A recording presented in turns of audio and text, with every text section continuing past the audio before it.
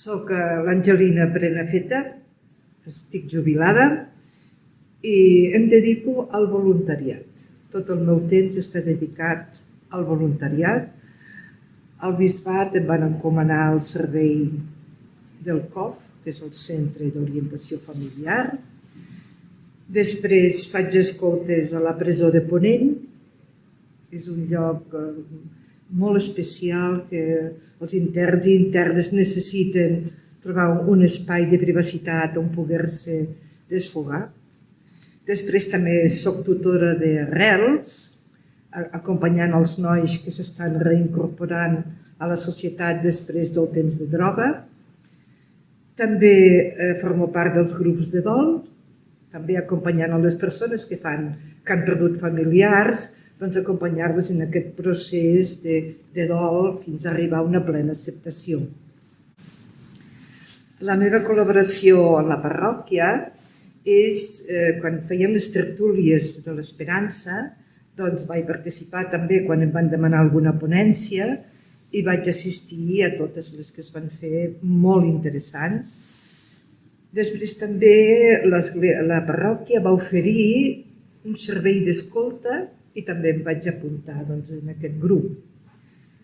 Habitualment soc lectora de la paraula de Déu en l'Eucaristia de les 9 del matí i, per altra part, la parròquia ofereix la Sala Andrea per fer-hi activitats. Llavors allà jo faig cursos sobre els valors de la persona a la llum de l'Evangeli. Estic també col·laborant amb Viure l'Evangeli avui, que és explicar la pròpia vivència de l'Evangeli de cada diumenge.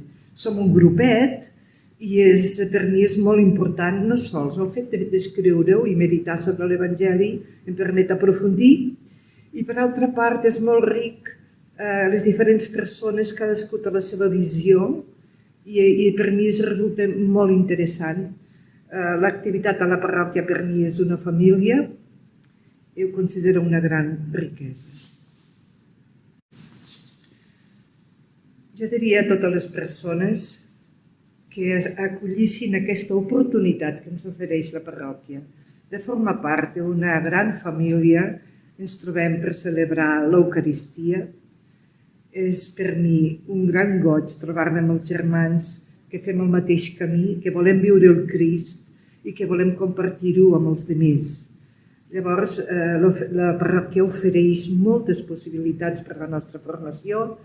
Podem assistir als recés que fa mossèn Ramon Prat, també el que dèiem abans del servei d'escolta, que si algú necessita, hi ha persones que estan disposades a acollir les dificultats i acompanyar la persona en el procés que necessiti. Per tant, endavant, que la parròquia és un gran regal que ens fa Déu.